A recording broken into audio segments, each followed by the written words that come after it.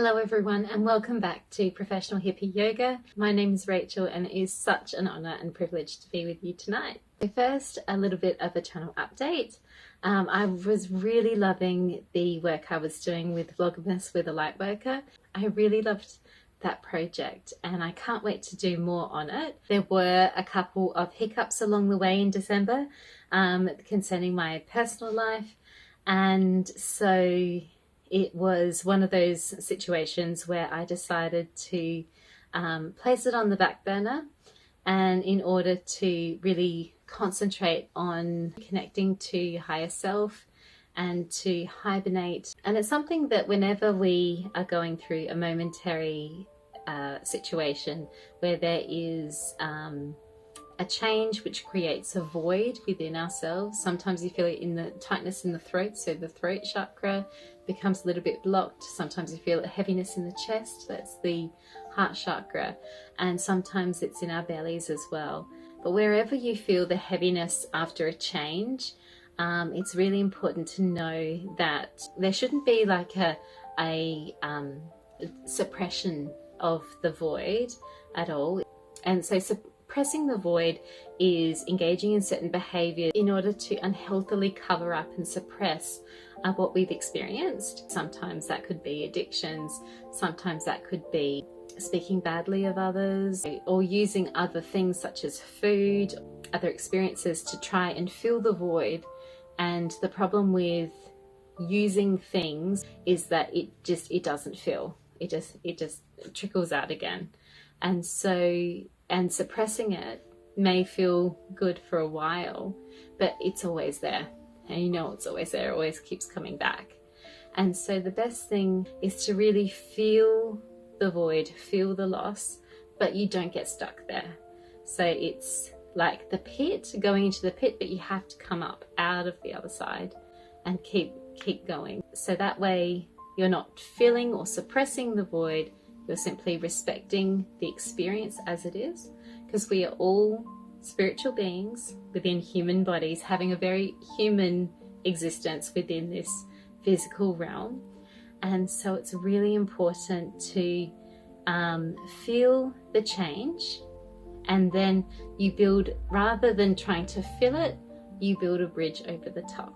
The bridge is momentarily going into those feelings of, disappointment, betrayal, upset, sadness, grief, loneliness, the dark night of the soul, one or all of the above. And if you're really having a sucky time, such as a change to a relationship or a change to a job or profession, sometimes friends move away, or there's just a change that is very destabilizing, such as moving to another place and having to start again. And it also can come from like the fear of missing out, or the fear of not being further along your journey than you think you should be, and that kind of feeling of loss, or just a feeling of confusion as well. So that's all part of the void. And so in order to build a bridge over the void, release the throat chakra and speak your truth, to communicate to others how you're feeling, and to reach out and gain the support, not just from others, but also from different activities. You may like more spiritual activities, or things that just light you up and give you so much joy. That's how you build the bridge over the void. And then when you have this kind of shape, it's like an egg, and that is your new beginning. Or it's like a seed, it's the seed that begins your new life. And so when we respect our shadows and we respect our dark places, and we allow ourselves to feel in the dark night of the soul without suppressing, without covering it up with other things, but then giving ourselves permission to feel love, light and joy, and therefore you will go through the pit, walk out the other side, and you'll be over the top of this bridge. And then you will end up with an egg or a seed that you then can plant and then up grows your new life.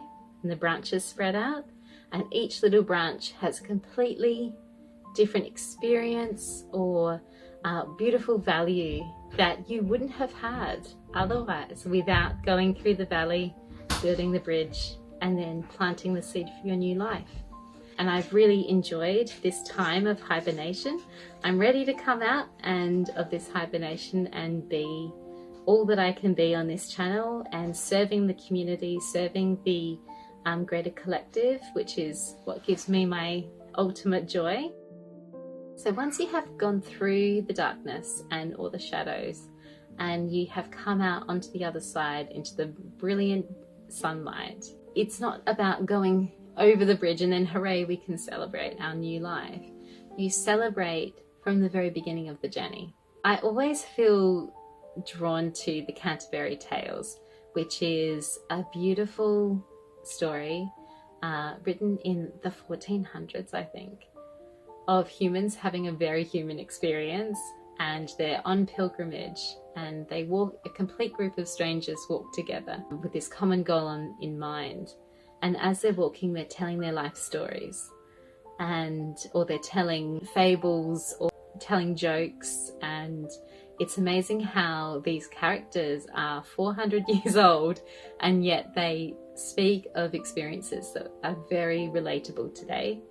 And you have sad tales, you have happy tales, you have wondrous adventures, you have the dark side of human life as well, all represented within these tales.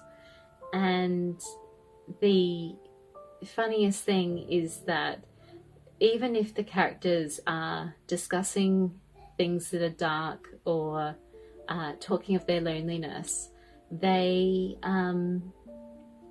a joyous energy throughout the entire story. And so they're connecting with each other and sharing and lighting each other up and encouraging each other, celebrating the whole way. It's such a joyous story, and it really takes you on this incredible journey. Celebrate where you are today, and celebrate every single step along the way as well, because we have one life. We have today, we have tonight, and it all should be a wondrous celebration.